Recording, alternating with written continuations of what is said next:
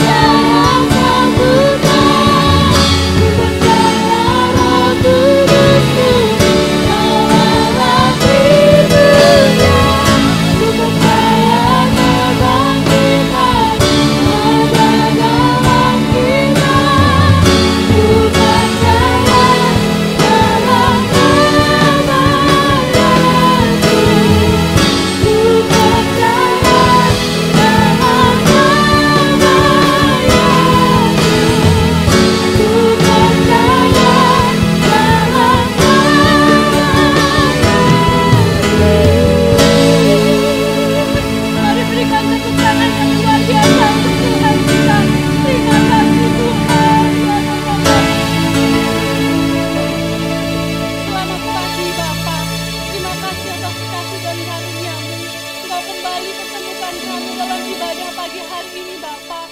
Kami percaya sepenuhnya kepada Engkau, bahwa Engkau yang akan memimpin ibadah ini dari awal, pertengahan hingga pada akhirnya.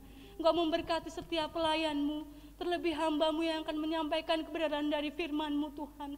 Kami percaya bahwa Engkau yang bertahta dan berkuasa penuh atas ibadah kami pada pagi hari ini. Sehingga kami yang sakit akan disembuhkan. Kami yang berbeban berat Tuhan Kau akan pulihkan. Kami akan merasakan kemenangan Tuhan. Karena kami punya Allah yang luar biasa. Kami mulai ibadah kami pada pagi hari ini hanya di dalam nama Tuhan kami Yesus Kristus. Haleluya. Amin. Shalom saudara. Shalom. Masih semangat ya memuji Tuhan. Dimanapun kita berada saudara, saya sangat percaya bahwa Tuhan sanggup menjamah kita satu persatu.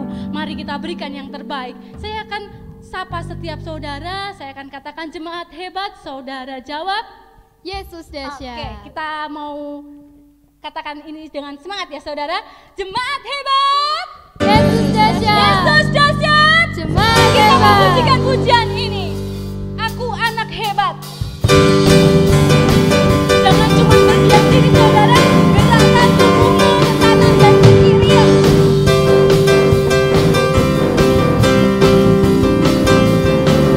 Aku anak hebat, engkau anak hebat, karena Tuhan kita dahsyat. Aku anak hebat, engkau anak hebat, karena Tuhan kita hebat. Haleluya, haleluya, haleluya. Yesus dahsyat. Haleluya, haleluya, haleluya. Yesus hebat. Jemaat hebat. Yesus dahsyat. Berikan tepuk tangan yang luar biasa untuk Tuhan kita. Masih tetap bangkit berdiri saudara.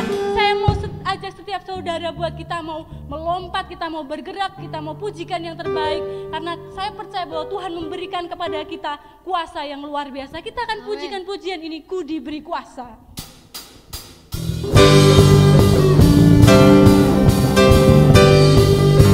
Tepuk tangan saudara.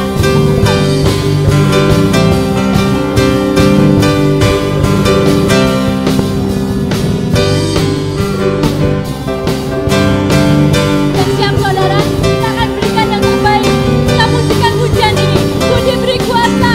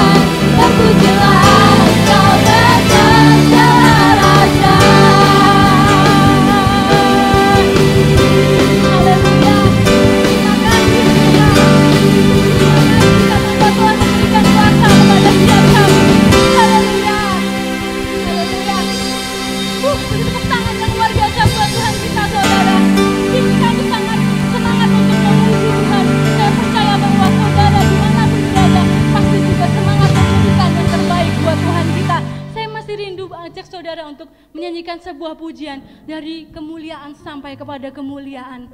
Haleluya, kita pujikan pujian ini.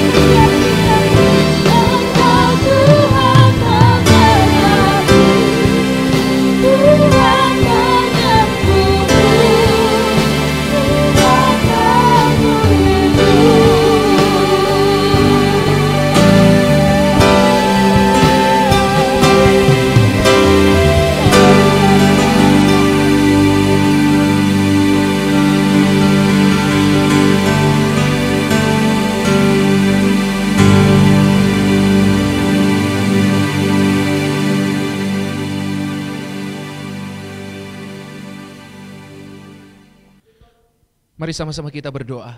Tuhan, kami mengucap syukur karena meskipun kami masih beribadah dari rumah kami masing-masing, tapi ini yang kami percaya dan rasakan bahwa Tuhan hadir di tempat kami.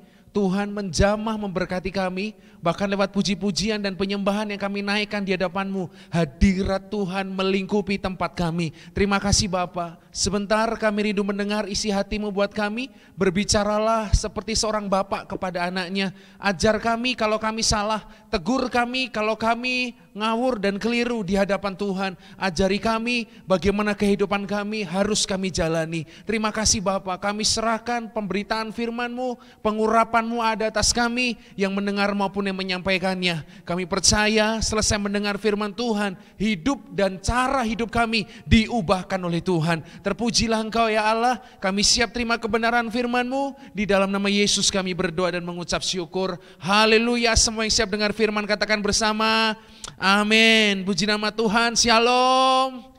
Sekali lagi saudara yang paling semangat dan lebih keras lagi, shalom. Haleluya, saya percaya saudara pasti diberkati Tuhan. Yuk, yang percaya kita diberkati Tuhan hari ini, tulis di kolom chat, kita pasti diberkati Tuhan. Saya kasih waktu saudara, kita pasti diberkati Tuhan.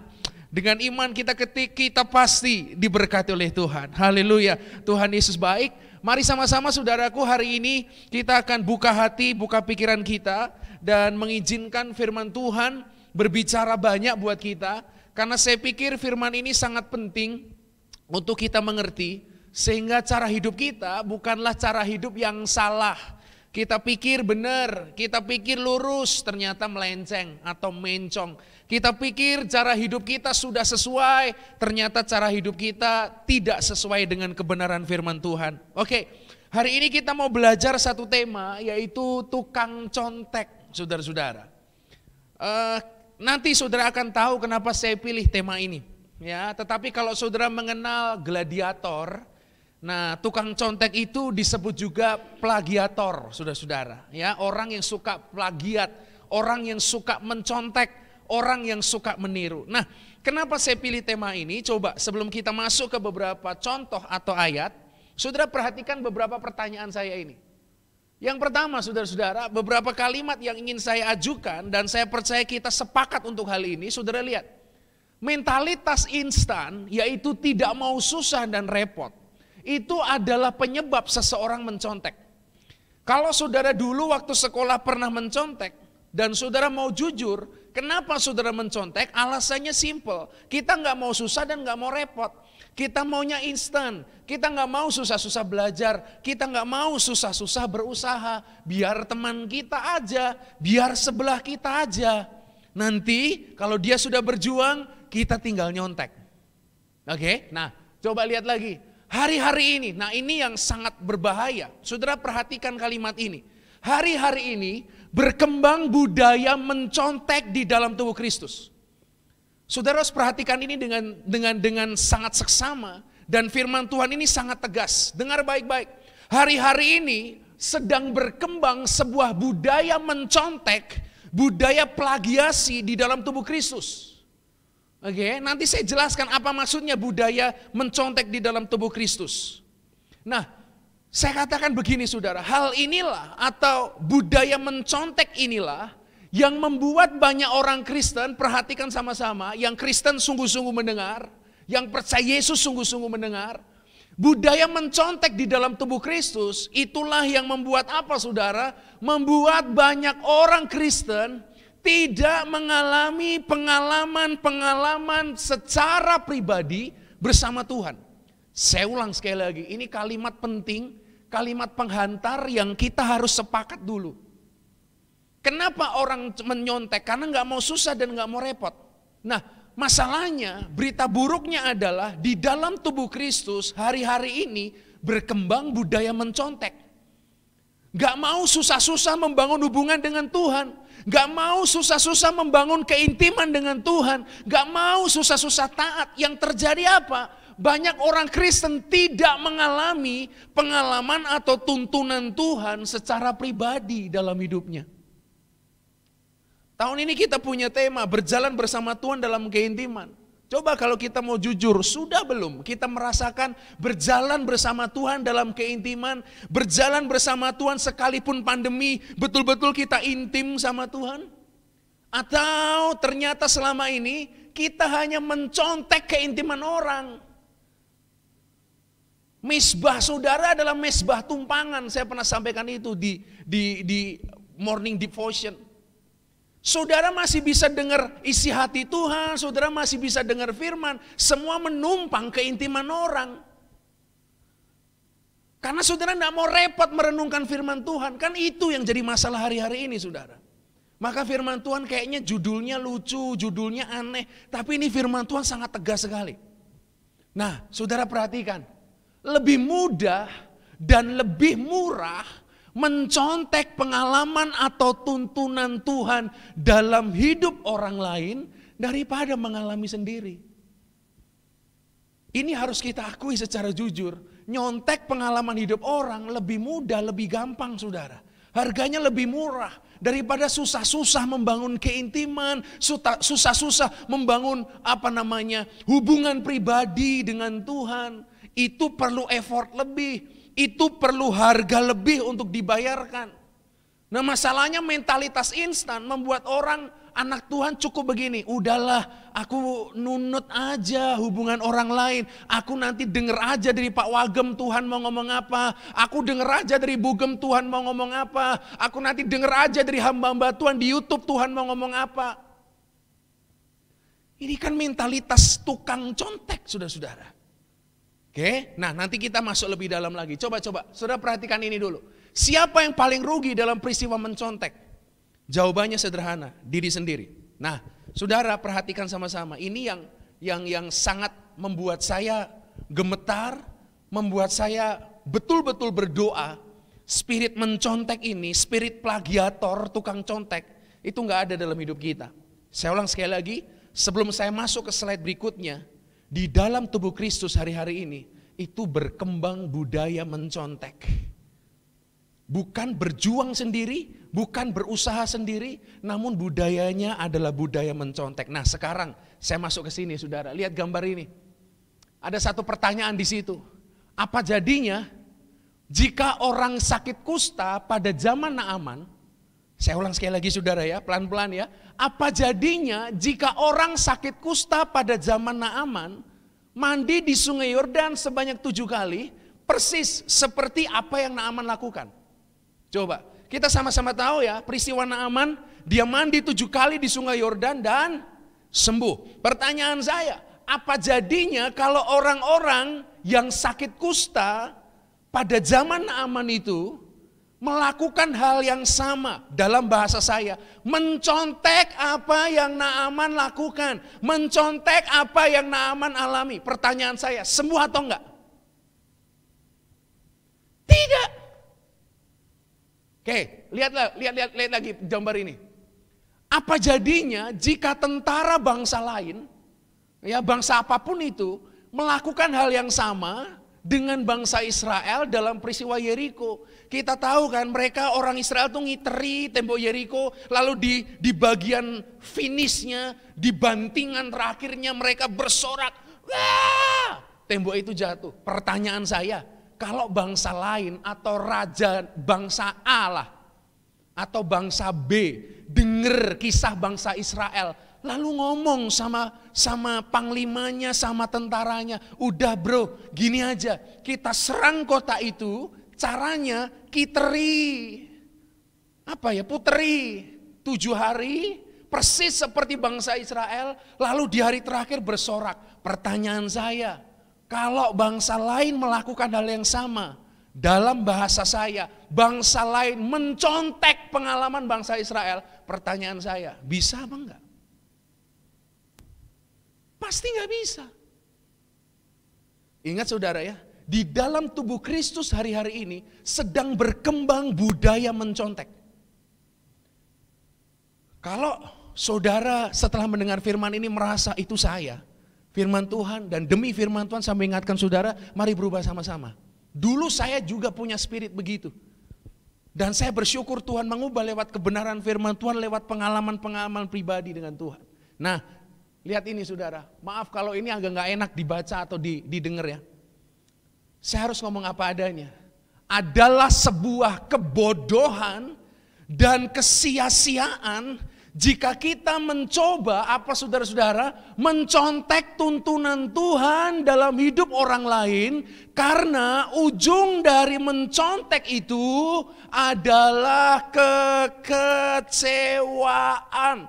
Saya tadi bilang, andai kata ada orang kusta tepat melakukan seperti yang Naaman lakukan, dia jebur ke sungai Yordan, mandi 7 kali. Yang terjadi apa? Pasti gak sembuh. Ujungnya kekecewaan. Bagaimana kalau bangsa lain melakukan hal yang sama dengan peristiwa Yeriko? Ujungnya kekecewaan. Hari ini saudara dengar, bodoh dan sia-sia kalau kita mencoba mencontek kehidupan orang, pengalaman orang dengan Tuhan, karena ujungnya pasti kekecewaan.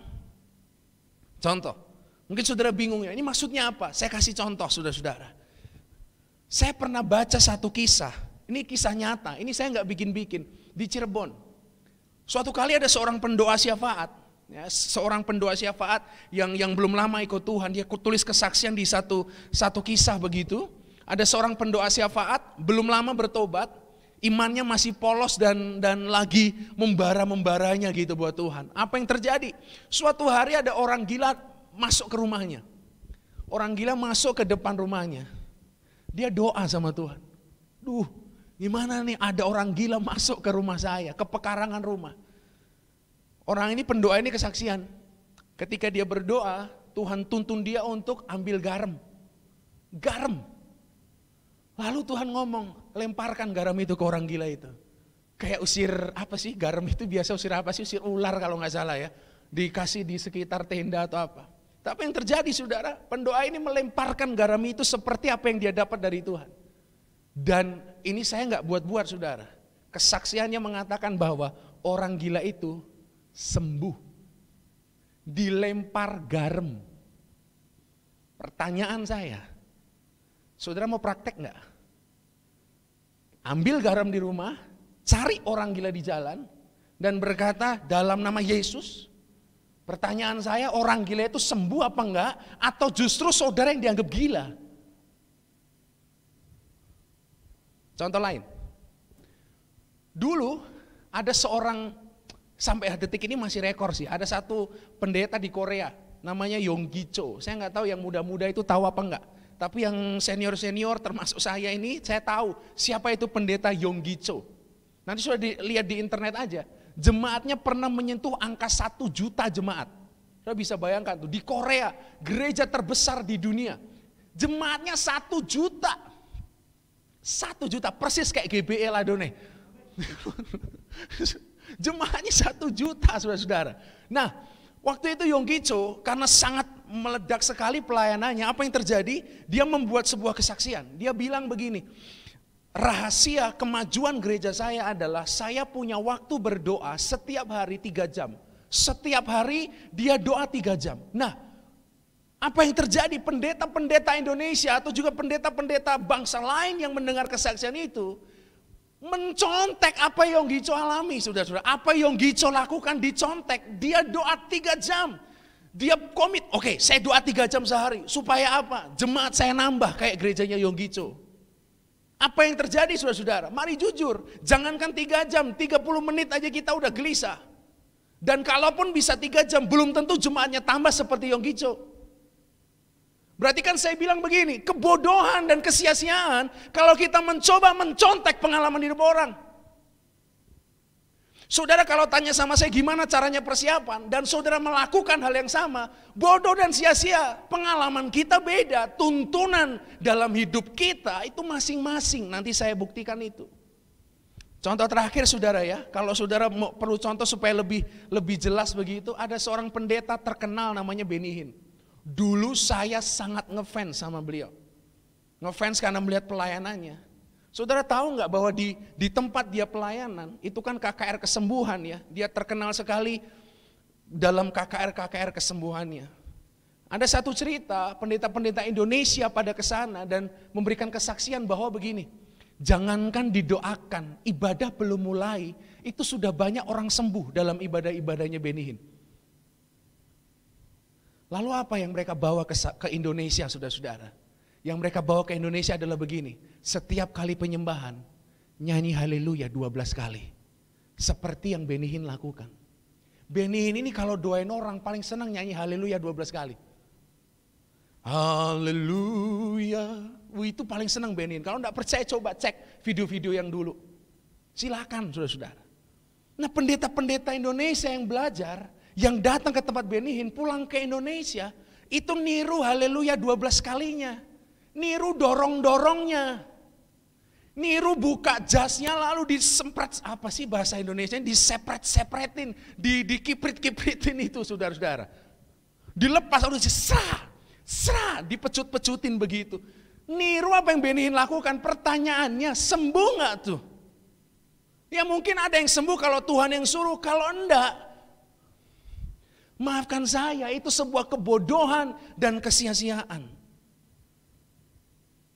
Sudah pernah dengar kesaksian ada orang dapat tanah, dapat rumah gara-gara doain keliling. Dan Tuhan gak suruh saudara lakukan hal yang sama. Tapi saudara melakukannya, ujung-ujungnya kekecewaan. Mungkin ada orang yang punya kesaksian, lihat mobil di sebelah tumpang tangan dalam nama Yesus, dapat mobilnya. Tapi kalau saudara mencontek apa yang dia lakukan, sia-sia, bodoh, dan saudara akan kecewa. Saudara pernah dengar orang sembuh karena minyak urapan. Tapi kalau bukan Tuhan yang suruh saudara pakai minyak urapan, mau pakai minyak apapun gak akan terjadi apa-apa. Selama ini kan kita dibodohi sama iblis, sama pikiran kita sendiri. Kita coba mencontek apa yang orang lakukan. Padahal pimpinan orang atas hidup kita, pimpinan Tuhan atas hidup kita, itu masing-masing. Nanti saya buktikan saudara. Oke, kita masuk ke sini dulu. Saya nggak marah ya. Saya antusias. Oke, nah lihat ini dulu.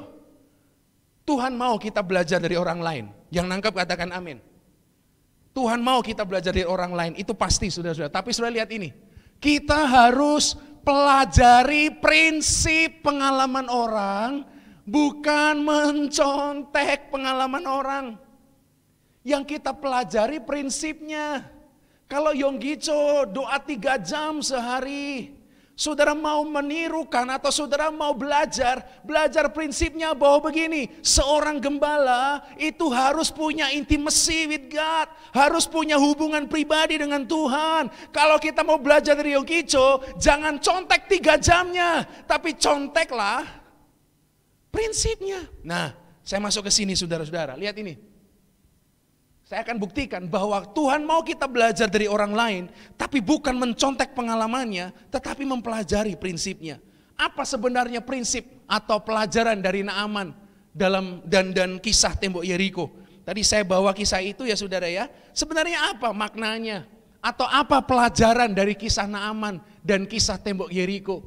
Lihat ini, 2 Raja-Raja 5 ayat 10-12 dan ayat 14. Elisa menyuruh seorang suruhan, sama-sama katakan suruhan di tempat saudara. Saya nggak bisa dengar tapi tolong sama-sama bilang suruhan. Kepadanya mengatakan begini, pergilah mandi 7 kali dalam sungai Yordan, maka tubuhmu akan pulih kembali, sehingga engkau menjadi tahir. Ayat 11, pergilah Naaman dengan gusar sambil berkata, aku sangka setidak-tidaknya ia datang keluar, berdiri memanggil Tuhan Allahnya, menggerak-gerakkan tangannya di atas penyakit itu, dan dengan demikian menyembuhkan penyakit kustaku. Lihat lagi yang bagian biru-biru saudara ya, ayat 12, bukankah Abana dan Parpar, sungai-sungai Damsyik lebih bersih daripada sungai di Israel? Bukankah aku bisa mandi di sana dan jadi tahir? Kemudian perhatikan kalimat ini, berpalinglah Naaman dan ia pergi dengan panas hati. Lalu singkat cerita ayat 14. Setelah dikasih masukan oleh bawahan-bawahannya, ayat 14 berkata, turunlah Naaman membenamkan dirinya 7 kali dalam sungai Yordan, sesuai perkataan Elisa ya, abdi Allah. Lalu pulihlah tubuhnya kembali seperti seorang anak dan ia menjadi tahir. Saudara dengar. Apa yang Tuhan mau katakan, apa yang Tuhan mau sampaikan untuk kita para pembaca kisah Naaman. Coba lihat ini ya, maaf ya, maafkan saya. Yang perlu kita pelajari dari kisah Naaman bukanlah cara mandi atau tentang sungai Yordania. Maafkan saya, saudara, saya pernah mendengar orang sengaja ke Sungai Yordan untuk cari kesembuhan. Cari kesembuhan ya ke Tuhan toh, saudara. Bukan Sungai Yordannya, bukan cara mandinya, mau 7 kali kayak, mau 8 kali kayak. Mau 10 kali, 12 kali. Tapi kisah Naaman sebenarnya sedang menunjukkan begini prinsipnya. Runtuhnya kesombongan Naaman. Bayangin dia seorang panglima perang, yang datang bukan Elisa loh. Seorang suruhan loh datang. Udah Elisanya gak datang, suruhannya yang datang, Gehazi. Lalu berkata gini, mandi aja di Sungai Yordan. Sungai yang kotor, udah Elisanya gak datang, yang datang cuman hambanya, suruhannya. Disuruh mandi di tempat yang kotor. Sebagai seorang panglima tentara, Naaman gusar dan marah. Hampir saja, sudah perhatikan, hampir saja kemarahannya membuat Naaman gak sembuh. Jadi saya mau ingatkan saudara, kisahnya yang bisa kita pelajari dari Naaman apa? Bukan mandi di Sungai Yordan. Bukan mandi kalau sakit kulit mandi 7 kali, bukan. Lalu mulai mempelajari, angka 7 itu angka kesempurnaan. Iya, dalam budaya Yahudi angka 7 angka kesempurnaan. Tapi saudara perlu menangkap, bukan 7 kalinya, bukan cara mandinya, bukan di mana dia mandi, bukan Sungai Yordannya, tetapi runtuhnya kesombongan Naaman. Itu yang harus kita pelajari dan tiru. Kalau saudara mau belajar, belajarlah begini. Kalau sama Tuhan jangan sombong, nurut aja apa kata Tuhan. Sekarang lihat, Yosua 6, 3-5. Kisah bangsa Israel yang meruntuhkan tembok Yeriko. Sebenarnya apa maksud Tuhan? Lihat ini saudara, ayat 3. Haruslah kamu mengelilingi kota itu. Semua prajurit harus mengedari kota itu sekali saja. Dan diperbuat 6 hari lamanya. 7 orang imam membawa 7 sangkakala, tanduk domba di depan tabut. Hari ke-7, 7 kali kamu keliling. Lalu para imam meniup sangkakala, lihat ya ribetnya ya. Sangkakala tanduk domba itu panjang bunyinya dan kamu mendengar, haruslah seluruh bangsa itu bersorak. Habis bersorak apalagi saudara? Bangsa itu harus memanjatnya masing-masing langsung ke depan. Coba. Peraturan Tuhan, arahan Tuhan sangat detil sekali. Maka lihat ya, yang perlu kita pelajari dari kisah tembok Yeriko bukan cara kelilingnya, bukan teriak-teriaknya, tapi ketaatannya, saudara-saudara. Dengan semua perintah yang sedemikian detil, bangsa Israel lakukan saja apa yang Tuhan perintahkan. Ini yang perlu kita pelajari. Jadi para WL, kalau kita mau kasih contoh, mari kita nyanyi yang terbaik seperti bangsa Israel. Waktu meruntuhkan tembok Yeriko, iya, tapi intinya bukan teriak-teriaknya, taatnya.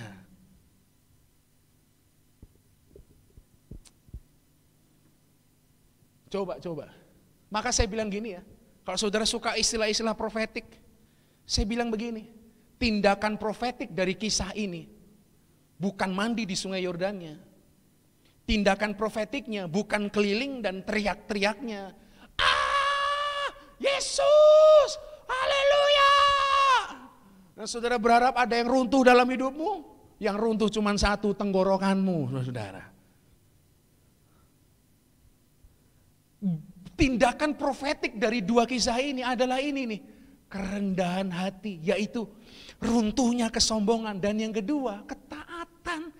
Inilah tindakan yang sangat amat profetik.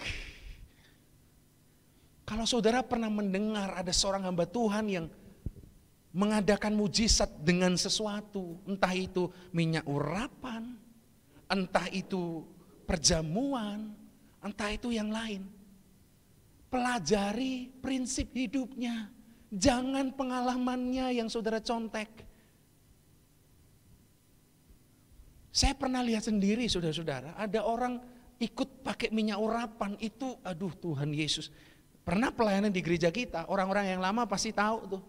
Dia sengaja bawa minyak urapan dan pengolesannya itu bukan cuman sekeprit begitu saudara-saudara. Cara mengolesnya itu banyak sekali. Sampai badan basah dengan minyak urapan. Apa yang terjadi? Tidak akan terjadi apa-apa. Coba yuk. Jangan jadi orang yang bodoh dan sia-sia.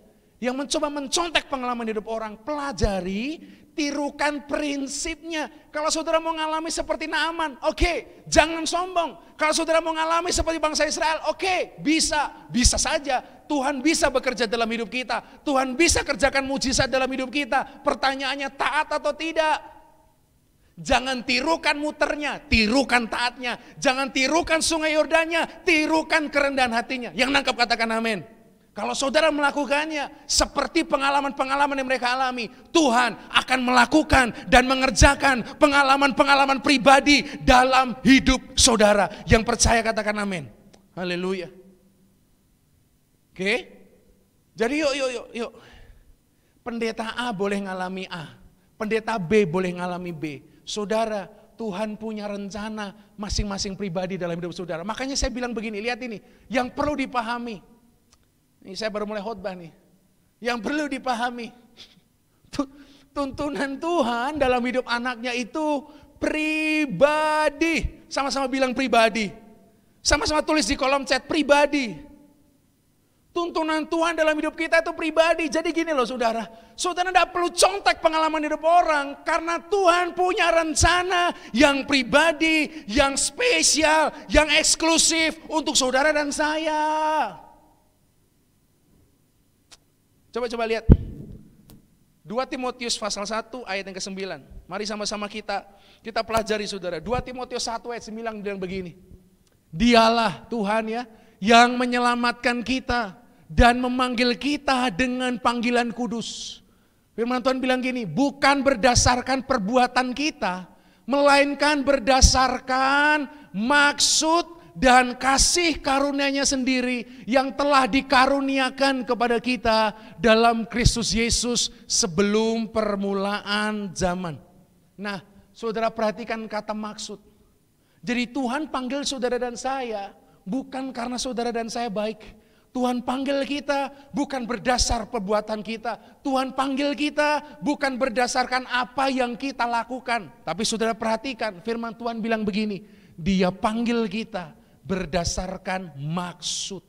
Artinya dalam hidup saudara dan saya secara spesifik, secara pribadi Tuhan punya maksud yang pribadi. Tuhan punya rencana yang pribadi dalam hidup saya, dalam hidup saudara. Apa arti kata maksud? Dalam bahasa Yunani pakai kata ini saudara, protesis. Kata maksud itu pakai kata protesis. Arti pertama adalah begini. Saya harap setelah saudara dengar firman Tuhan ini, cara pandang saudara betul-betul diubahkan Tuhan. Jangan jadi tukang contek. Itu bodoh dan sia-sia. Orang lain ngalami, kita amini, kita senang dengan kesaksian orang lain. Tapi percayalah, dengar perkataan saya. Tuhan juga akan tumbuhkan pengalaman-pengalaman luar biasa dalam hidup saudara. Sehingga saudara akan bisa jadi saksi. Bukan cuma suka mendengar kesaksian, bukan cuma suka untuk membagikan kesaksian orang, tapi saudara akan punya pengalaman yang membuat saudara jadi saksi. Kenapa? Tuhan punya maksud dalam hidup saudara. Nah, apa arti kata maksud?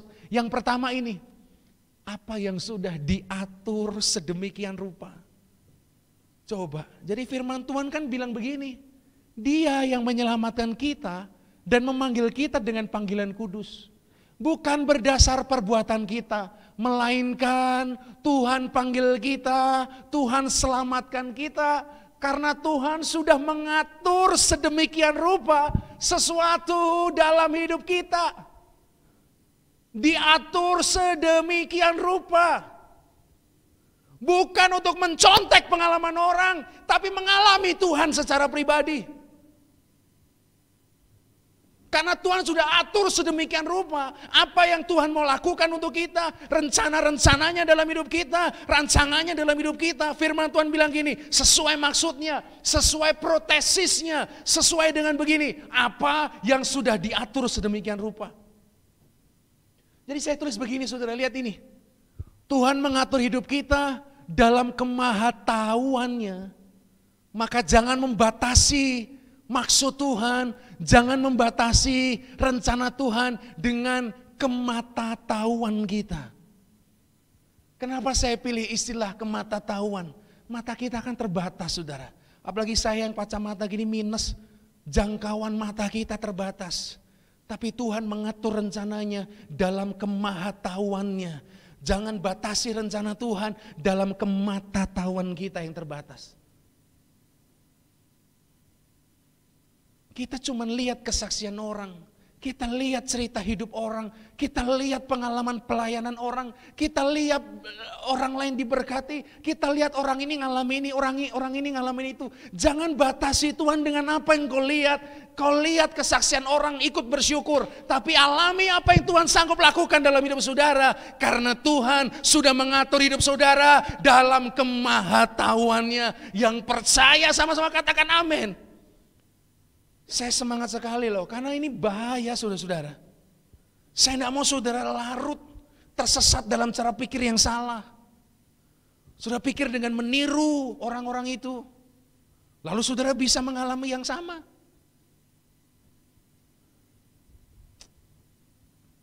Ujungnya kecewa.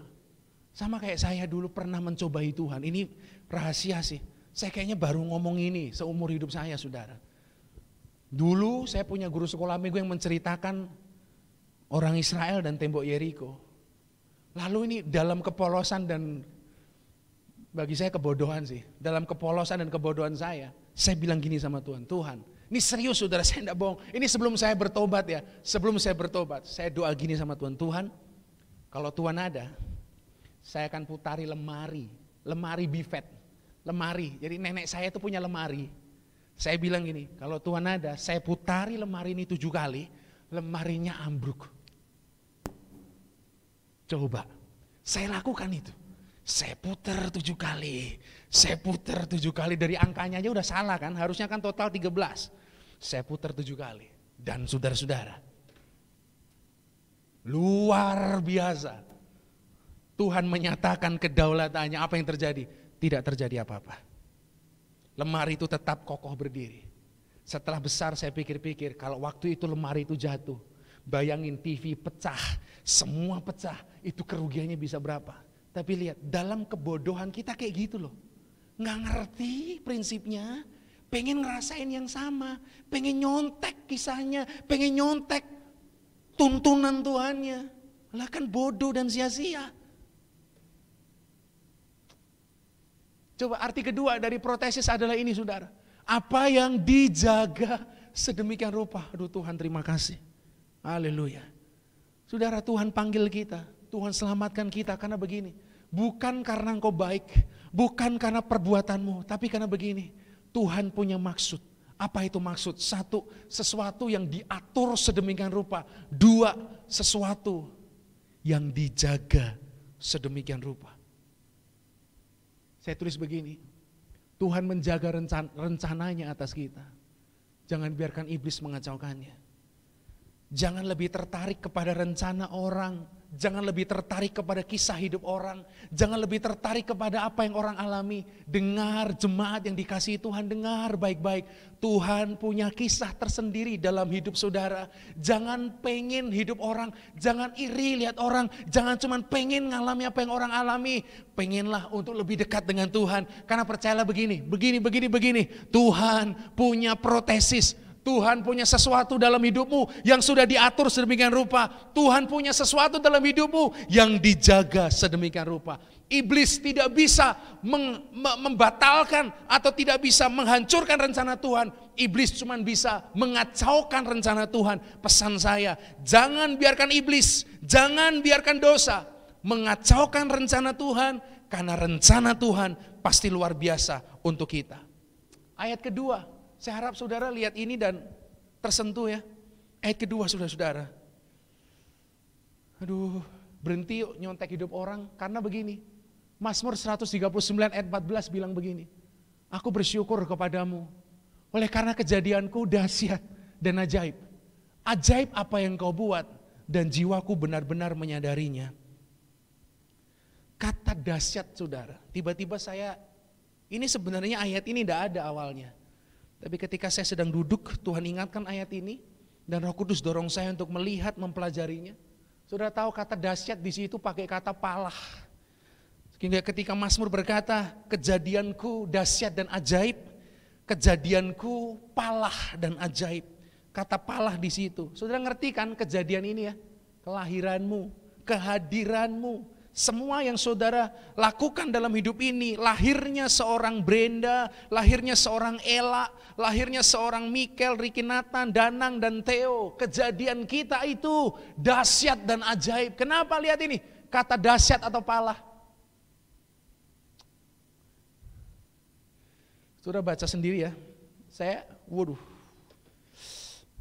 Kata palah itu, pemazmur lagi ngomong gini, Tuhan aku bersyukur, karena kejadianku itu terlalu luar biasa, hingga sulit digambarkan dengan kata-kata. Coba,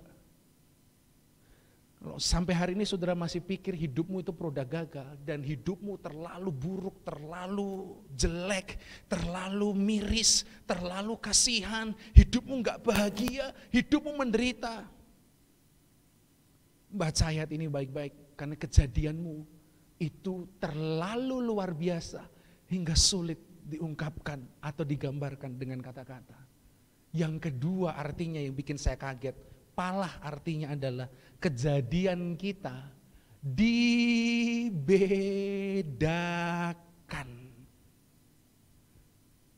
Kalau begitu, seperti yang saya bilang tadi di awal, Tuhan itu punya urusan masing-masing dengan kita.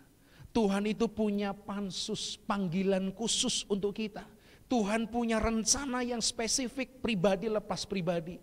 Kalau saudara melihat hidup saya dan saudara, Theo begini, saudara niru nyontek apa yang saya lakukan, berujung kesia-siaan, berujung kekecewaan. Tapi kalau kita mau belajar prinsip hidup orang, itu yang menuntun kita kepada apa? Pengalaman pribadi dengan Tuhan, bukan pengalaman orang.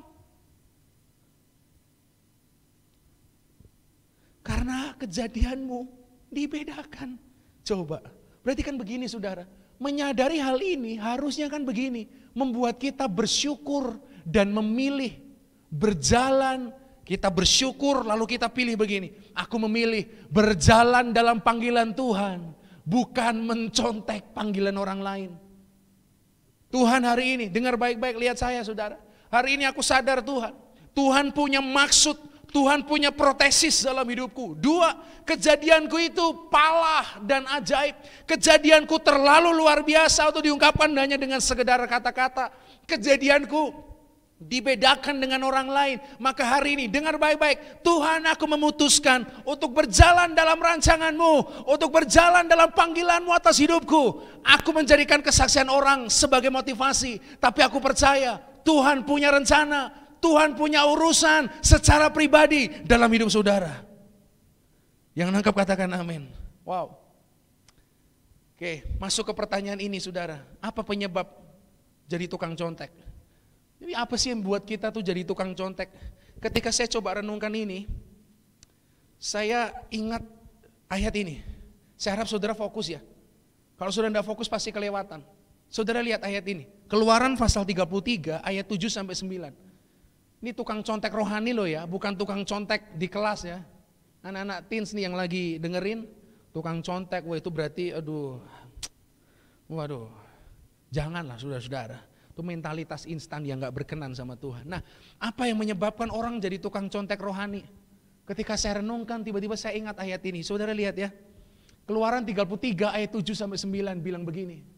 Sesudah itu Musa mengambil kemah dan membentangkannya di luar perkemahan. Jadi Musa membentangkan sebuah kemah jauh dari perkemahan dan menamainya kemah pertemuan. Sama-sama bilang kemah pertemuan. Nah, perhatikan ini. Setiap orang yang mencari Tuhan, keluar ia ke kemah pertemuan yang di luar perkemahan. Nah, masalahnya ayat 8. Apabila Musa keluar dari kemah itu, bangunlah seluruh bangsa itu dan berdirilah mereka. Kayaknya rohani banget nih. Rohani banget nih. Masing-masing di pintu kemahnya. Dan kalimat ini loh, saya tertarik banget. Dan saya diingatkan Roh Kudus kalimat ini. Dan apa saudara? Baca yuk, 2, 3. Mereka mengikuti Musa dengan matanya sampai ia masuk ke dalam kemah. mengikuti Musa dengan matanya. Visualisasikan dulu, bayangkan dulu ya. Bayangkan dulu, nanti kalau saudara lihat, memang betul ketika awan itu turun, mereka sujud, kayaknya rohani. Tapi nanti kita lihat ya, apabila Musa masuk ke dalam kemah itu, turunlah tiang awan dan berhenti di pintu kemah dan berbicaralah Tuhan dengan Musa di sana. Dan waktu itu kalau saudara baca, bangsa Israel akan bersujud. Dan begitu selesai, mereka akan berdiri, masuk lagi ke kemahnya. Di mana persoalannya? Roh Kudus ingatkan begini. Apa yang bikin orang lebih suka mencontek kisah hidup orang, mencontek pengalaman-pengalaman pribadi, jadi tukang contek atau plagiator? Karena mereka hanya mengikuti dengan mata. Istilah ini loh menggelitik hati saya dan membuat saya malu kadang-kala gini. Saudara di YouTube lihat kesaksian, dengar kesaksian, saudara di mana-mana dengar kesaksian. Lalu saudara mencoba mengikuti Tuhan cuma dengan mata, saudara tidak akan mengalami apa-apa. Coba mengikuti dengan mata kan berarti begini. Di sawang saudara, Musa lewat di sawang. Nanti kalau sudah turun mereka sujud, begitu selesai ya masuk lagi. Nah. Padahal dibilang begini, setiap orang yang cari Tuhan datang aja ke kemah itu. Kenapa cuma ngikuti dengan mata? Kenapa enggak ikut saja sekalian? Saudara amin. Kayaknya rohani. Saudara aminkan kesaksian orang. Ayo tiru sekalian prinsipnya. Buang kesombongan seperti Naaman. Taat sama seperti bangsa Israel. Jangan cuma melihat dengan mata. Saya tulis begini saudara, lihat ya. Ya lihat ini. Mengikuti dengan mata, itu kan berarti sebenarnya begini. Saya percaya orang kalau mengikuti dengan mata itu pasti tertarik saudara-saudara. Betul ya? Kalau saudara nggak tertarik dengan sesuatu, mau orang lompat-lompat kayak mau orang apa, saudara akan cuek aja. Mengikuti dengan mata itu tertarik tapi tidak melangkah. Dalam bahasa sekarang mager. Baca Alkitab mager. Doa pribadi mager. Saat teduh mager. Apa-apa mager, males. Mau ngalami pengalaman sama Tuhan. Mentok-mentok nyontek.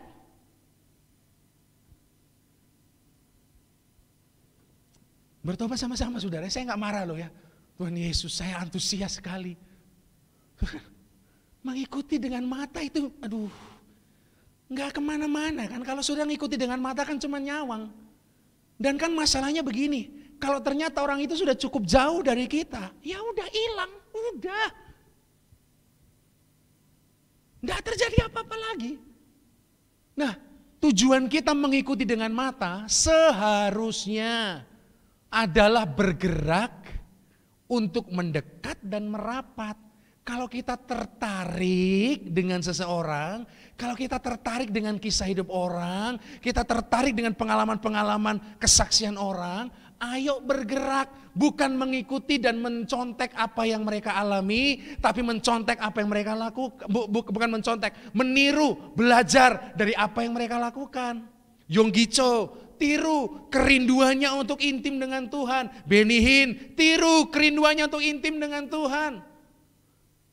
Bangsa Israel, tiru ketaatannya. Naaman, tiru kerendahan hatinya. Jangan tiru mujizat dan pengalamannya. Kalau saudara rendah hati, tidak perlu sampai sungai Yordan. Dimanapun saudara ada, kesembuhan bisa terjadi dalam hidup saudara. Tidak usah ke sungai Yordan. Ini sungai, saya nggak tahu Salatiga ini sungainya apa sih. Senjoyo aja sudah bisa sembuh. Bengawan Solo sudah bisa kentir, karena arusnya gede saudara-saudara ya. Bukan tempatnya, Tuhannya, makanya belajar prinsipnya. Nah kalau kita cuma mengikuti dengan mata, hebat ya, ada awan, luar biasa. Setelah itu semua selesai, ya selesai. Saudara masuk lagi ke kemah, saudara nggak ngalami apa-apa. Tapi coba bandingkan dengan orang ini, lihat nih. Beberapa ayat setelah yang tadi kita baca, Keluaran 33 ayat 11. Aduh Tuhan Yesus. Dan Tuhan berbicara kepada Musa, berhadapan muka seperti seorang berbicara kepada temannya. Udah perhatikan kalimat ini. Kemudian kembalilah ia ke perkemahan. Musa kembali, udah selesai itu dia di kemah pertemuan. Apa yang terjadi? Abdinya Yosua bin Nun, Joshua Theodorus Miraji, Yosua bin Nun yang masih muda tidak meninggalkan kemah itu. Dalam bahasa saya, Yosua nyanyi, saudara-saudara. Ku ingin tetap di sini, menikmati bait-Mu. Oh, ku ingin tetap di sini dan memandang indah wajah-Mu. Nanti saudara baca, Musa keluar, bangsa Israel masuk ke kemah. Tapi orang ini, Musa selesai, dia nggak tinggalkan kemah pertemuan. Ku ingin tetap di sini. Ini orang yang bukan mengikuti dengan mata. Saya bilang begini saudara, dia mengikuti dengan rasa. Maka dia nggak cuma diam dan melihat, dia tertarik lalu melangkah, bukan mager, tapi gerak. Magernya bukan malas gerak, mari gerak. Coba lihat ini, bangsa Israel terpesona dengan mata, bukan dengan rasa. Kok saya pedih ya saudara ya? Saya sambil ngomong ini saya merasa pedih sekali. Nggak tahu kenapa. Coba. Sudah terpesona sama kisah orang, sudah terpesona sama kesaksian orang, sudah tidak terpesona sama Tuhan kok. Kalau kau cuma mengikuti Tuhan dengan mata, pantas kau jadi tukang contek. Bukan minyak urapannya, ya ampun Tuhan. Tuhannya yang besar, Tuhannya yang dahsyat. Cintai Tuhan lebih dari ritualnya. Cintai Tuhan lebih dari barang-barang yang ada. Cintai Tuhan lebih dari berkatnya. Itu baru ngikuti dengan rasa. Coba lihat ini. Terpesona dengan mata, hanya lihat. Tapi terpesona dengan rasa itu, sungguh nikmat. Saya berdoa sungguh-sungguh. Saudara bukan orang yang mengikuti dengan mata, tapi dengan rasa. Saudara dengar kesaksian dan berkata amin. Saudara bilang gini, mungkin aku gak akan alami apa yang orang itu alami, tapi aku akan belajar dari prinsipnya. Tuhan, aku mau lebih dekat lagi. Aku mau percaya. Kalau hari ini aku ragu, aku mau bangkitkan kembali kepercayaanku. Aku mau tingkatkan kembali rasa percayaku. Apapun yang terjadi Tuhan, aku mau menikmati Engkau bukan dengan mata, tapi dengan rasa.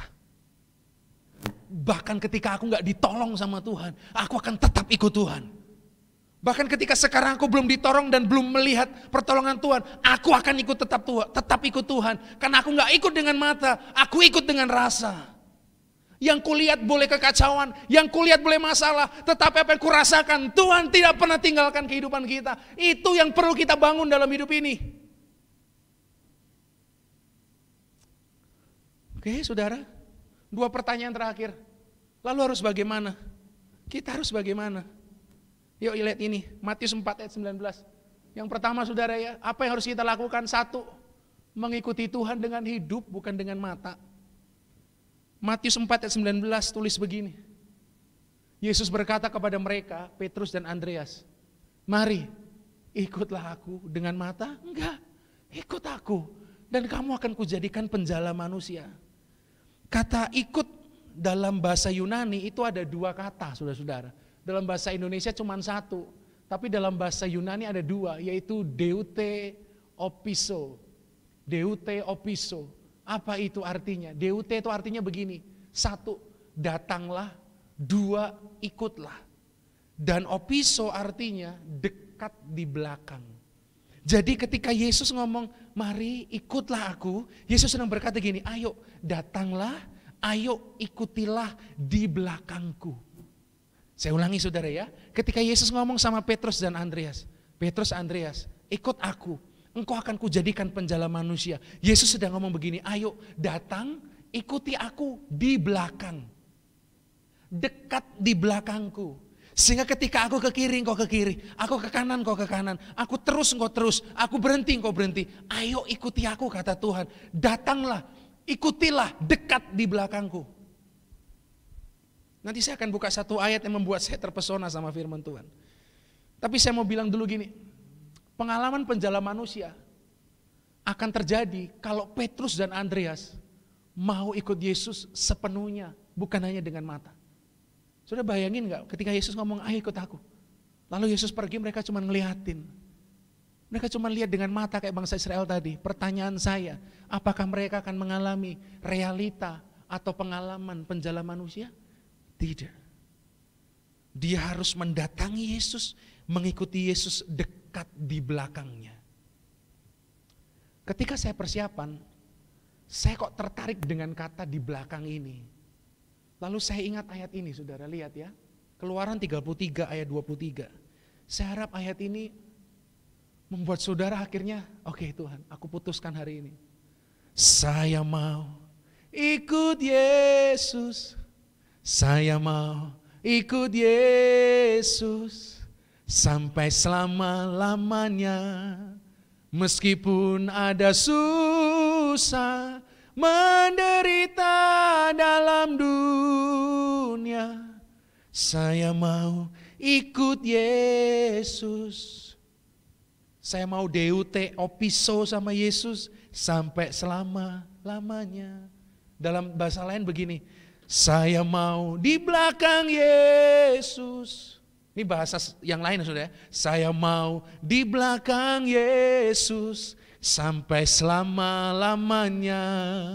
Meskipun ada susah, menderita dalam dunia, saya mau di belakang Yesus sampai selama-lamanya. Pertanyaannya, kenapa dengan belakang? Keluaran 33 ayat 23. Bukankah ayat ini menunjukkan dan menggambarkan apa yang terjadi di belakang Tuhan itu? Firman bilang gini, Musa, aku akan menarik tanganku dan engkau akan melihat belakangku, tetapi wajahku tidak akan kelihatan. Ketika peristiwa ini, Musa kan minta melihat kemuliaan Tuhan. Musa bilang, Tuhan, kalau bukan Tuhan yang pimpin kami gak mau jalan. Lalu Tuhan ngomong, oke, aku pimpin engkau. Musa bilang, aku mau lihat kemuliaan-Mu Tuhan. Dan Tuhan bilang gini, wajahku gak kelihatan karena gak ada satupun manusia yang bertahan lihat wajahku. Tapi Musa, engkau akan melihat belakangku. Dan itu yang membuat Musa, apapun yang terjadi, tidak pernah melupakan peristiwa belakangnya Tuhan itu. Apa yang mau saya katakan, saudara, lihat ini ya. Belakang Tuhan itu PPKM. Pengalaman paling keren dan menakjubkan. Saya mau ngerasain di belakang Tuhan itu. Saya mau ngalami dekat di belakang Tuhan. Karena itu pengalaman paling keren dan menakjubkan yang bisa kita alami. Bukan ngalami kehidupan orang. Bukan ngalami apa yang orang alami.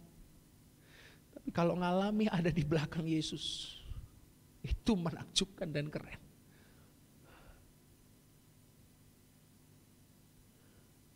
Putuskan saudara-saudara. Aku tidak mau jadi tukang contek Tuhan. Karena aku tahu levelku lebih dari itu Tuhan.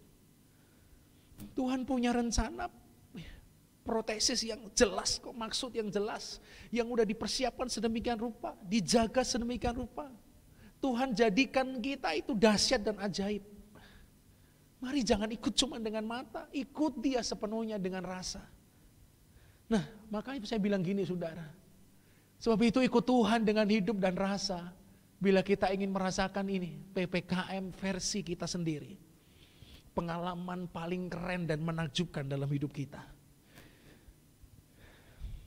Yang kedua, yang terakhir, apa yang harus kita lakukan? Kita harus bagaimana? Yang kedua, lihat ini, kita harus berpadanan dengan panggilan Tuhan. Nah, saudara lihat saya dulu sebentar. Tadi saya sudah bilang ya, Tuhan punya rencana, Tuhan punya panggilan itu protesis. Sudah dipersiapkan sedemikian rupa, sudah dijaga sedemikian rupa. Dan Tuhan itu ketika kejadian kita saudara, itu dahsyat dan ajaib. Ya, tadi kata dahsyat tadi menggunakan kata palah. Dahsyat dan ajaib, dibedakan dengan yang lain. Karena itu, apa yang harus kita lakukan supaya kita nggak jadi plagiator? Yang pertama, ikut Tuhan bukan dengan mata, tapi dengan hidup dan rasa. Yang kedua, berpadananlah dengan panggilan Tuhan. Efesus 4 ayat 1 bilang begini. Sebab itu aku menasihatkan kamu, kata Paulus. Aku, orang yang dipenjara karena Tuhan, supaya hidupmu sebagai orang-orang yang telah dipanggil, yang tadi protesis tadi saudara-saudara, berpadanan dengan panggilan itu. Arti kata berpadanan dalam bahasa Yunani ini cuma satu kata, yaitu axios. Axios itu cuma satu artinya, sesuai. Jadi Paulus lagi ngomong gini, aku berdoa supaya begini, kamu dalam hidupmu yang telah dipanggil itu, hidupnya sesuai dengan panggilan itu. Hidupnya sesuai dengan panggilan itu. Karena ketika kita hidup sesuai dengan panggilan kita, percayalah begini. Coba saudara lihat saya sebentar. Kalau saudara hidup sesuai dengan panggilanmu, saudara akan mengalami pengalaman-pengalaman luar biasa dalam panggilanmu. Contoh. Saudara pernah sekolah. Saya kok percaya kalau saudara betul-betul bertindak sebagai seorang siswa, berangkat sekolah, belajar, mengerjakan PR, mengerjakan tugas, mengumpulkan tugas dan sebagainya. Minimal satu saudara pasti ingat pengalaman-pengalaman sebagai seorang siswa. Betul saudara-saudara? Pasti saudara ngalami sebuah pengalaman unik sebagai seorang siswa. Selama saudara menjalani panggilan itu, seorang siswa panggilannya apa? Ya jadi siswa, belajar. Selama saudara sesuai dengan panggilan itu, sekali lagi, selama saudara sesuai dengan panggilan itu, percayalah sebagai seorang siswa, saudara akan mengalami pengalaman-pengalaman yang berbeda dengan orang lain. Apa panggilan Tuhan? Kita adalah anak dan ahli warisnya. Lihat ini, saat tindakan kita sesuai dengan panggilan kita sebagai anak dan ahli waris. Kalau tingkah hidupmu kayak anak Allah, kalau tingkah hidupmu kayak ahli waris Tuhan, kalau yang kita lakukan sehari-hari sesuai dengan panggilan itu, kita betul-betul hidup seperti anak Tuhan, yang taat, yang nurut, yang hormat sama bapaknya, yang kagum sama bapaknya, yang hidupnya gak sembarangan lagi. Maka percayalah begini, saudara akan punya pesawat pribadi. Apa itu? Pengalaman saat dilawat secara pribadi sama Tuhan. Seorang siswa pasti ngalami pengalaman seperti seorang siswa. Sebagai seorang siswa, sebagai anak Allah dan ahli waris, percaya dan yakini, pasti saudara akan mengalami saat-saat dilawat Tuhan sebagai anak, saat-saat diberkati Tuhan sebagai anak, saat-saat saudara mengalami Tuhan sebagai Bapakmu. Itu yang saudara akan alami. Bukan seperti orang lakukan, tapi seperti yang Tuhan rencanakan dalam hidup saudara dan saya. Yang nangkap katakan amin. Saudara akan punya pesawat pribadi. Pengalaman saat dilawat pribadi sama Tuhan. Sebagai seorang anak, Bapak ngomong, nak, jangan, nak, begini. Lalu sebagai seorang anak, tiba-tiba Bapak kita dengan tiba-tiba memberkati kita, dengan tiba-tiba kasih kita sesuatu lewat orang lain. Itu pengalaman-pengalaman yang saudara perlu alami sendiri. Makanya gimana caranya? Satu, ikut Tuhan dengan hidup dan rasa. Dua, hiduplah sesuai anaknya. Sesuai dengan panggilannya sebagai anak dan ahli waris. Jangan statusmu anak tapi kelakuanmu bukan kelakuan anak.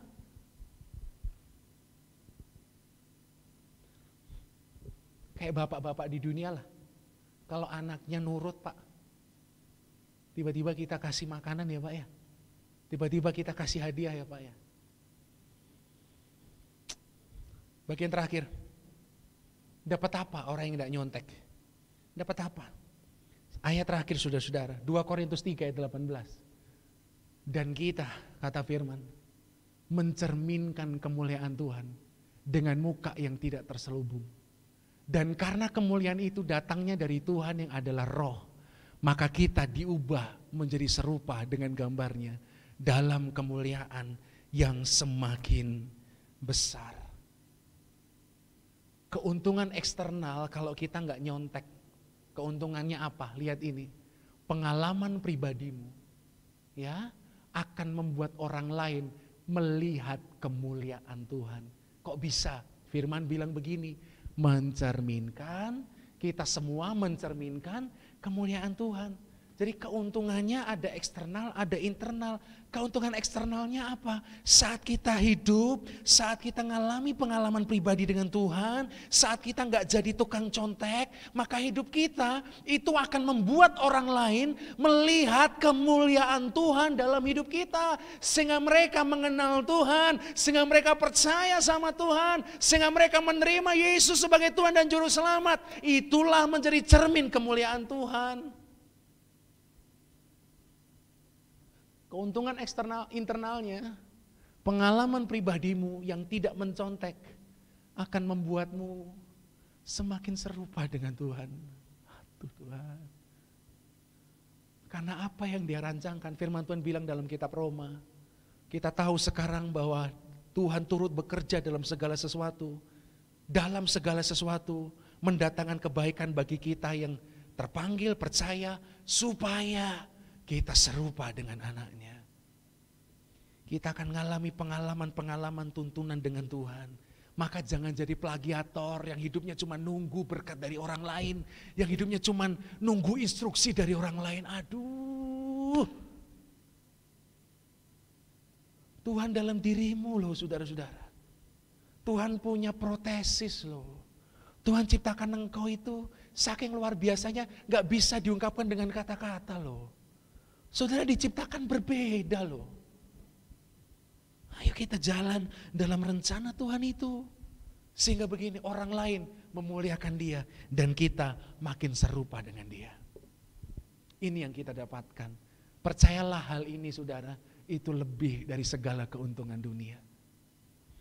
Slide terakhir lalu saya selesai. Lihat ini. Kejarlah keserupaan dengan Tuhan. Bukan keserupaan dengan tokoh idaman. Siapapun itu. Bahkan ketika mungkin saudara mengidolakan pendeta. Jangan sama serupa kayak pendetanya, tidak bisa. Serupalah dengan Tuhan. Karena Tuhan punya rencana, maksud yang spesifik buat saudara. Kalimat terakhir. Alami dengan rasa pengalaman pribadi dengan Tuhan. Jangan hanya dengan mata. Matamu lihat orang diberkati, telingamu dengar kesaksian. Ini waktunya engkau ngalami secara pribadi. Makanya belajar prinsipnya, ikut Tuhan dengan hidup dan rasa, mari berpadanan dengan panggilanmu, maka percayalah sebagai seorang anak dan ahli waris, Tuhan akan melakukan, Tuhan akan mengerjakan, Tuhan akan memberikan sesuatu yang sudah dipersiapkan sedemikian rupa dan sesuatu yang sudah dijaga sedemikian rupa untuk hidup saudara. Yang percaya katakan amin. Mari kita datang kepada Tuhan dalam penyembahan. Mari bersama-sama datang di hadirat Tuhan. Sampaikan kerinduan kita, sampaikan isi hati kita di hadapan Tuhan. Tuhan, ini yang kami mau, ini yang kami rindu Tuhan. Menikmati Engkau secara pribadi, mengalami Tuhan secara pribadi dalam hidup kami. Bukan dari kisah hidup orang kami mengalami Tuhan, tapi secara pribadi ya Allah. Pagi hari ini Tuhan, izinkan kami datang, izinkan kami menyembah, izinkan kami bersorak demi nama-Mu. Engkau tahu di hatiku ada sejuta rindu untuk selalu bersama-Mu Yesusku. Izinkan ku menyenangkan hati-Mu lewat nyanyian hatiku. biarkanlah ku menyembah. Mari bersama katakan, walau tak dengan puisi yang indah,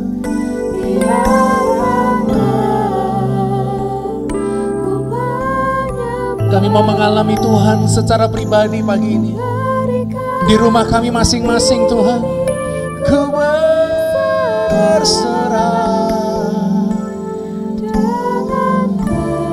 Terima kasih Tuhan.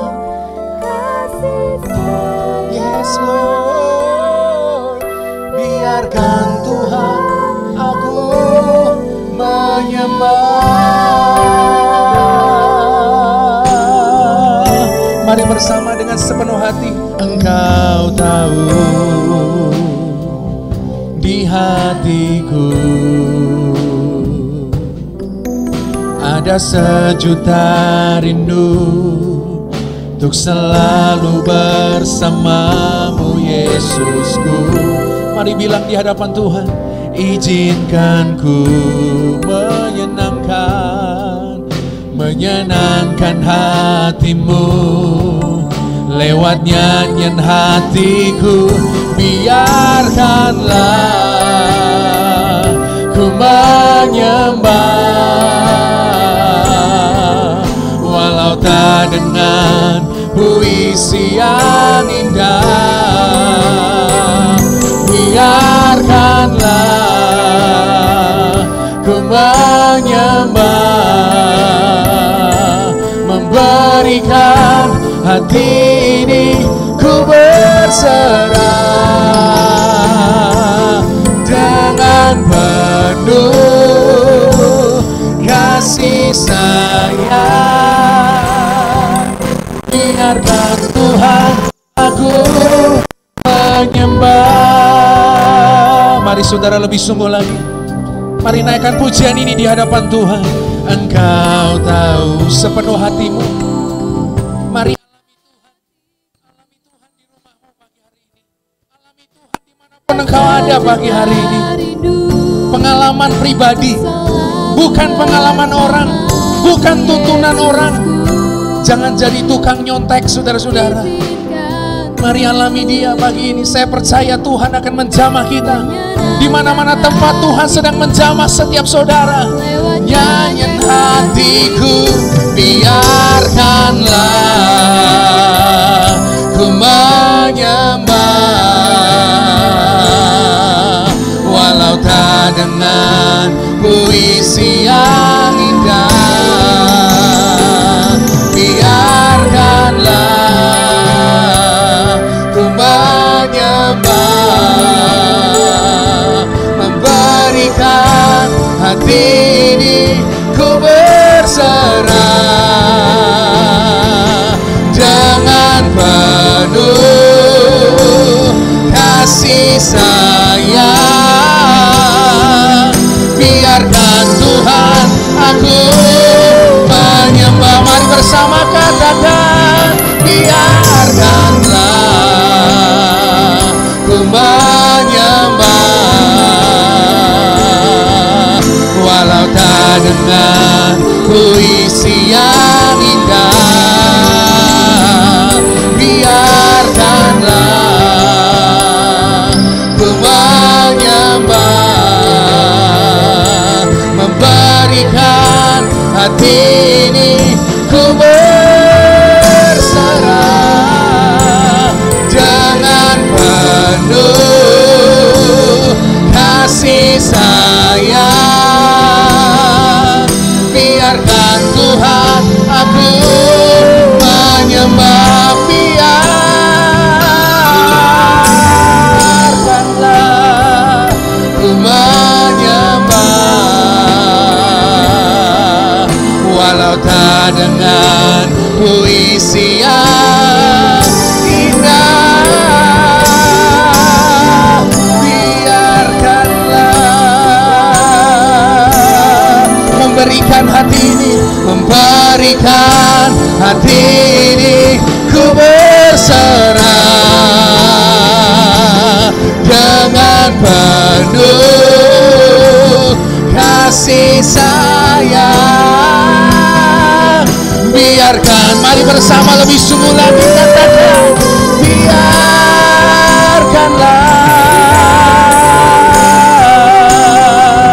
ku menyembah, walau tak dengan puisi yang indah.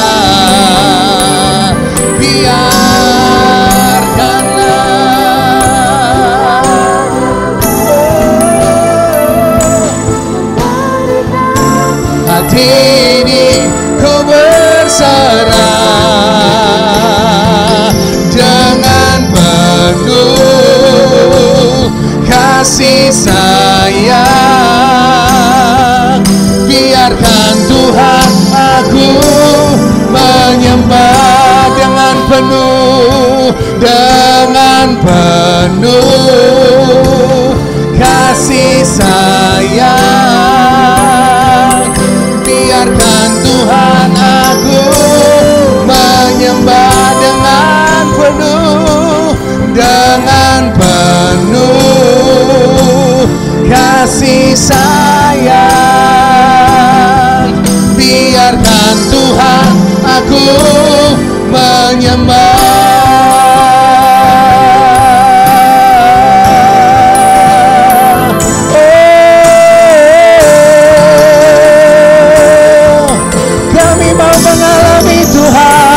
Secara pribadi, sesuai dengan maksud-Mu dalam hidup kami. Kejadian kami dahsyat dan ajaib, sungguh kami terpesona akan kasih-Mu. Biarlah lama-lama ya, buat kami mengalami Engkau Tuhan. Biar kami mengalami Engkau Tuhan. Biar kami mengalami Engkau secara pribadi. Biar kami mengalami Tuhan secara pribadi. Kuasa-Mu, kebaikan-Mu, kedahsyatan-Mu, kehadiran-Mu Tuhan.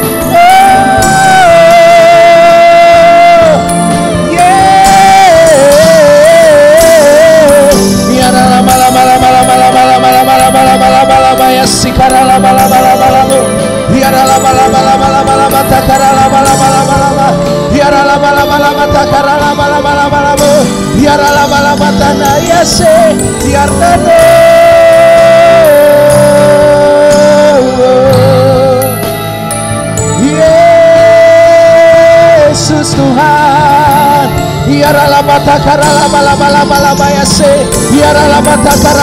jamah kami Tuhan, buat kami mengalami Engkau pagi hari ini. Lawat kami ya Allah, berkati kami, jamah kami, kuasa-Mu mengalir, kuasa-Mu mengalir. Biarlah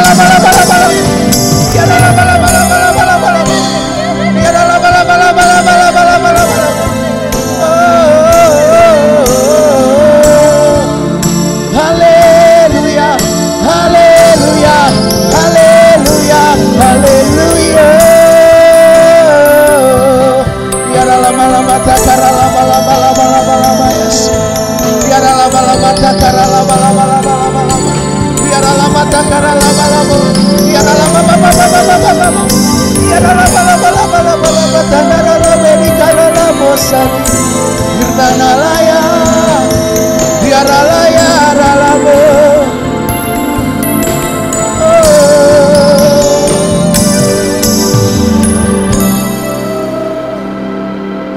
Dengan penuh kasih sayang, biarkan Tuhan dengan penuh, mari bersama katakan sudah, kasih sayang. Biarkan, saya jemput kita bangkit berdiri sama-sama, menyembah dengan penuh kasih sayang. Biarkan Tuhan aku sekali lagi dengan penuh kasih sayang, dengan penuh kasih sayang. Tuhan aku menyembah. Mari bersama lebih sungguh lagi katakan di hadapan Dia. Biarkanlah ku menyembah, walau tak dengan puisi yang indah. Biarkanlah ku menyembah, memberikan hati berserah dengan penuh kasih sayang. Biarkan Tuhan. Mari sekali lagi angkat sama-sama tanganmu di hadapan Dia, katakan biarkanlah ku menyembah, walau tak dengan puisi yang indah. Biarkanlah ku menyembah, memberikan hati ini ku berserah dengan penuh kasih sayang. Biarkan Tuhan aku menyembah.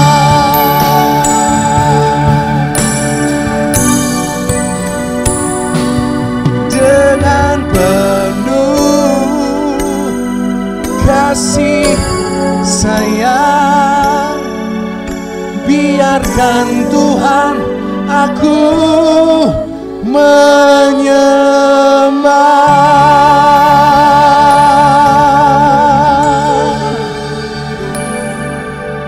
Ini kerinduan kami di hadapan-Mu Allah.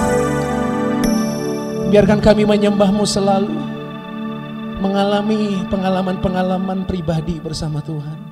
Kami gak mau jadi plagiator, kami mau menjadi orang yang mengalami Tuhan dalam hidup kami. Terima kasih Bapa.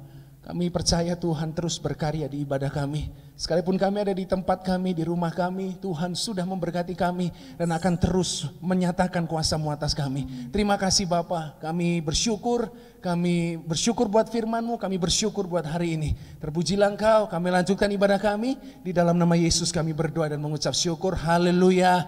Amin. Puji nama Tuhan. Ini waktunya declare. Saya minta kunci G. Saya minta declare-nya kunci G. Kita mau mendeklarasikan seperti Yosua, saudara. Tadi saudara sudah mendengar firman Tuhan tentang Yosua. Musa selesai, dia nggak mau selesai. Sebab itu declare kita hari ini, kita mau nyanyi lagu slow dengan kunci G. Kita mau nyanyi lagu slow. Yuk, ini deklarasi kita di hadapan Tuhan. Ku ingin tetap di sini, menikmati bait-Mu. Seperti Yosua, mari berkata, ku ingin tetap di sini dan memandang indah wajah-Mu. Mari bersama katakan, ku ingin tetap di sini, menikmati. Ini deklarasi kami di hadapan-Mu Tuhan. Ku ingin tetap di sini dan memandang indah wajah. Mari bersama saudara, angkat dua tanganmu. Sekali lagi deklarasikan di hadapan Dia. Ku ingin tetap di sini,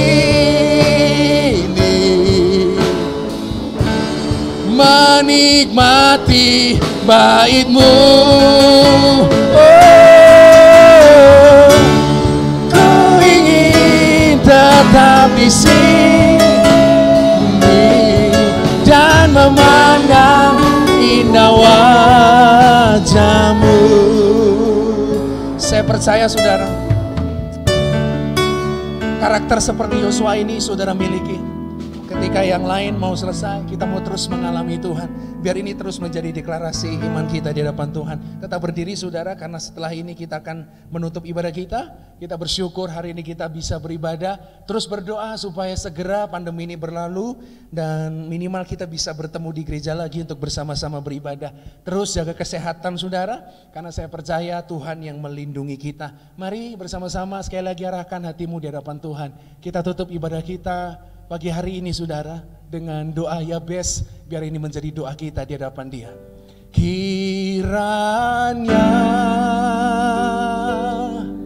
Engkau memberkati aku berlimpah-limpah dan memperluas daerah kami dan memperluas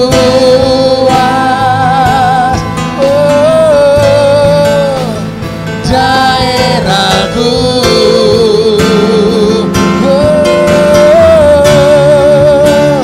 Dan kiranya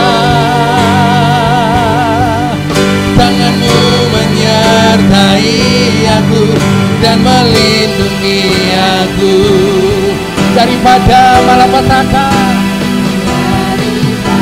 Amin. Malapetaka sehingga kesakitan tidak menimpa aku.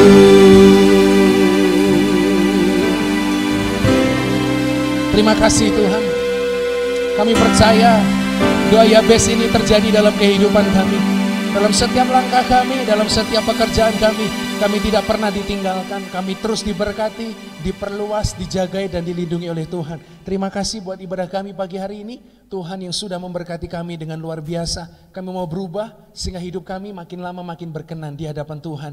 Terima kasih Bapak. Kami serahkan hidup kami, kegiatan kami, pekerjaan kami 1 minggu ke depan ke dalam tangan kuasa Tuhan. Jangan pernah tinggalkan kami Bapak. Kami perlu Engkau setiap detik dalam hidup kami. Sertai kami atas apapun yang kami lakukan. Terima kasih Tuhan Yesus. Kini sempurnakan doa kami.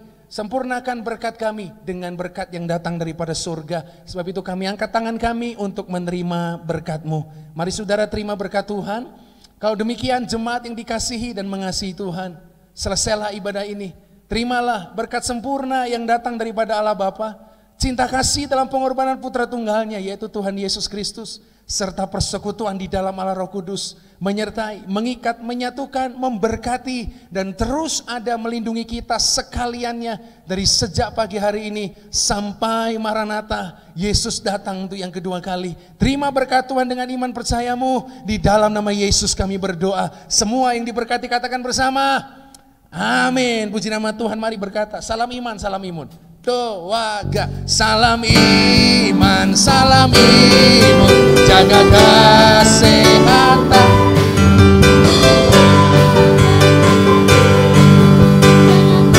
juga jaga iman, baca kitab suci dan doa tiap hari, dan jangan lupa jaga kesehatan.